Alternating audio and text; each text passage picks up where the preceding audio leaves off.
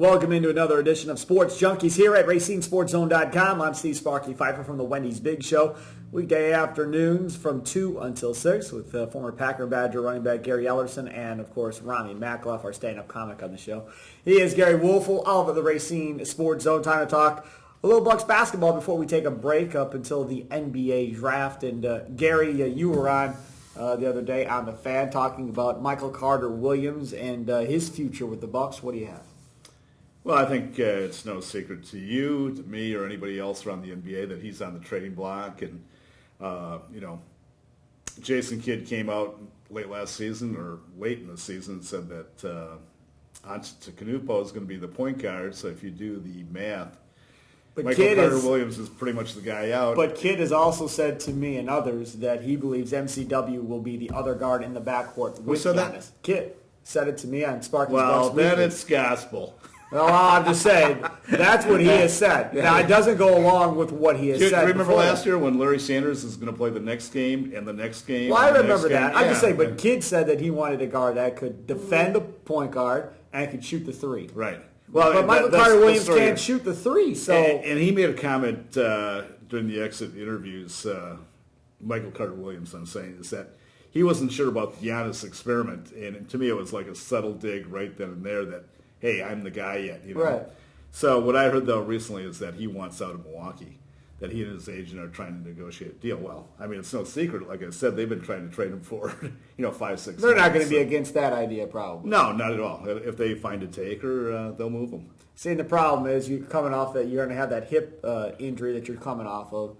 That's going to make it hard for you to deal him. You know what? His shot is horrible. That's going to make it hard for you to deal him. I mean, there's just a lot of things working against getting any value for him. Well, that's interesting that you brought that up, and I'm going to write this eventually, but I talked to a couple of NBA people in the last week, and I said, what is Michael Carter-Williams' value? If they traded him, what kind of draft pick could they get? Okay, what do you think? Kind of draft pick? Yeah, if they put him out in the open market and said, okay, we'll take a draft pick for him. 7th round? This is not the D League, okay? I mean, the NBA drafts 2 rounds, so I'll say a 7th round. Oh, my Lord. Yeah, he said early second to late first. No way. Yeah. No way. No way. There'd be teams out there. Show me that deal, because they'll tell you what. It. If somebody offers them a late one from MCW, it's done. Yeah. I'm telling you, they'll do it now. Done, deal, sold. Let's move. And maybe they will. I mean, there's no way they get. Yeah, you got to remember. I'll believe it when I see it. Well, you know what? I didn't believe I would see the Milwaukee Bucks giving up a first-round pick and a second-round pick for a backup journeyman point guard either. Right? Got me there. So the Vasquez trade. So it does happen out there, but in all likelihood, it would be an early second. But. Oh, did you talk to the Bucks for the value of MCW? Was that the general manager? Exactly. Now I understand. Exactly. Now go talk to another general manager in the league and see what MCW is worth. No, this is actually an NBA scout. Not a guy from the Bucks. No, not from the Bucks. Because that would have made more sense. The guy from the Bucks thought he could get a late one. We could get a lottery pick. Having said that, right. I talked to another scout and I asked him about Monroe's value. I said, okay,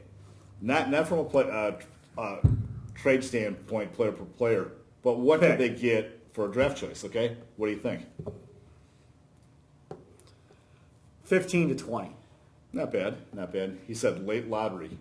If I'm the Milwaukee Bucks, gone. Get a guy around 12, 13, 14. Right where you're picking, so you'd have 2 picks in the lottery. Exactly, and you can address 2 needs right off the bat. Or you package Monroe with the pick and try and move up 3 spots. Yeah, I mean, that's going to be hard to do. That's going to be really tough. Teams do not want to give up their early lottery picks. Right. It's a PR pick, you know what I mean? Yeah. So you give up a guy. You better get a great player coming back. So a late lottery pick. So like the Bulls. Yeah, somewhere in that ballpark, yeah. Because Noah, I mean, there's not much left with Noah. Yeah, I mean, he wasn't speculating on any teams. He's just saying. No, I'm just looking at teams in the late lottery. Oh, okay. The Bulls and Monroe would kind of make sense. A little bit, yeah. Yeah, because, I mean, Noah's about done. I mean, there's not much left in Noah because when he does play, he gets hurt. Sure. His knees are shot. So, I mean, Monroe's a good player. I mean, I like Greg Monroe. That kind of validated my opinion of Monroe, that he is a good player, and he's the fall guy for what's happening here. So. Yeah, I agree with you totally on that. The other thing about this Bucks team right now going forward is you see the Minnesota Timberwolves. and they get Thibodeau to be president of basketball operations and their coach. I hired Scott Layden to be general manager. I don't remember Scott Layden when you almost became a Milwaukee Bucks front office remember me being completely against it. Scott's really good at what he does. That's what I've heard from writers.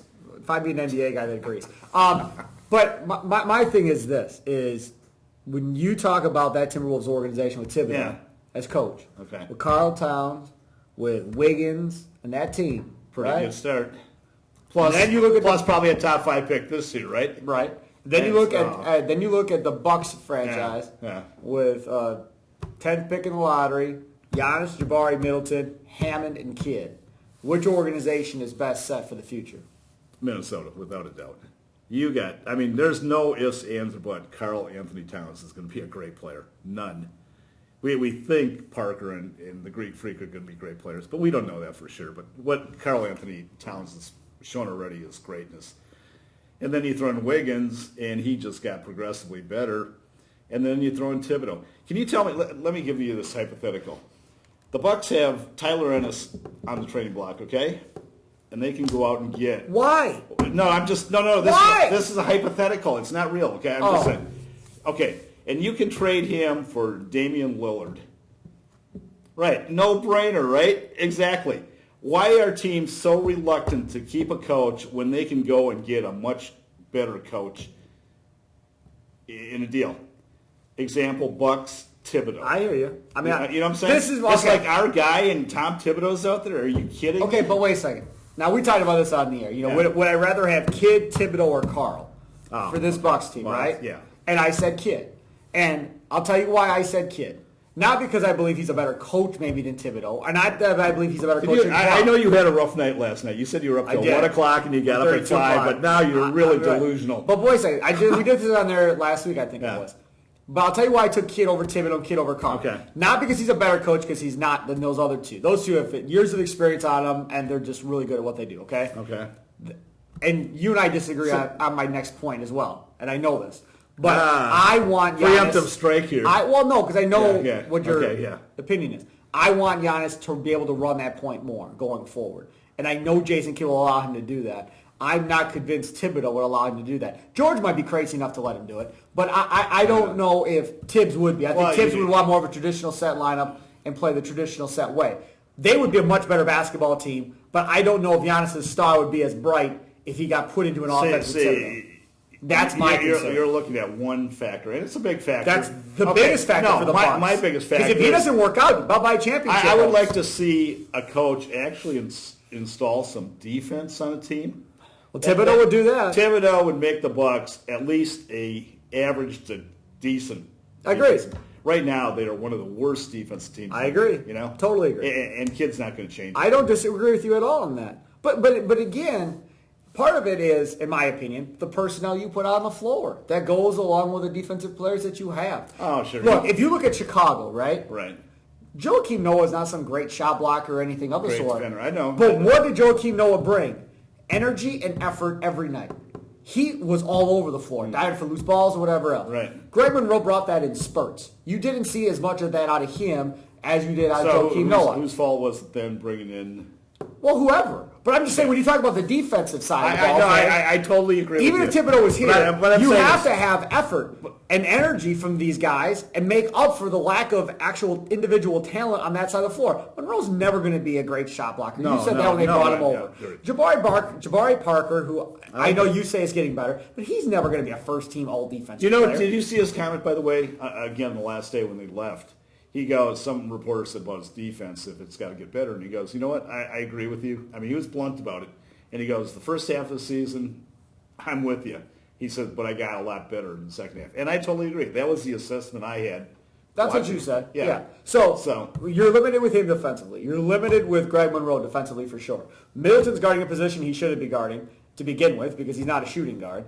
And then you don't have anybody to guard the point guard currently because you're still looking for that guy. You got to find a point guard. And then Giannis could be a great defender, but he's still a ways away from ever getting to that. So whoever the coach is going to be is going to have their hands full. But again, getting back to my 30, in Thibodeau, you got a proven, highly successful coach. Yep. And you're rolling the dice on a coach that hasn't done it.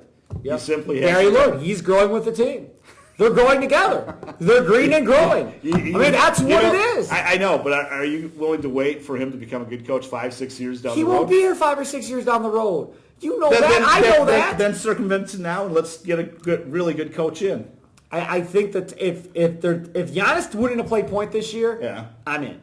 But now that I saw what Giannis can do running the offense, I'm not in. I want one more year at Kid. If next year they struggle, fine. Steve, do what you want to do. I can't tell you how many people I've talked to, players and coaches, in the last 2 weeks about the Giannis experiment. None of them believes he can play the point on a full-time basis. Can he play it 50% of the time, 60% of the time? Yes. But none of them believe. But see, that's my concern, though. I'll take 60% of the time. But my problem is I don't think if Thibodeau comes here, he gets it 60% of the time. I think if Tibbs comes here, he's playing it 10% of the time. I'll make one other prediction. Whoever hires Mark Jackson as a coach is going to have great success. I'll make another prediction. Yeah. I don't think he gets another NBA head coaching job. He's Gery Woelfel. Wow. I'm Steve Sparky Fifer. We'll talk to you next time here at RacineSportsZone.com.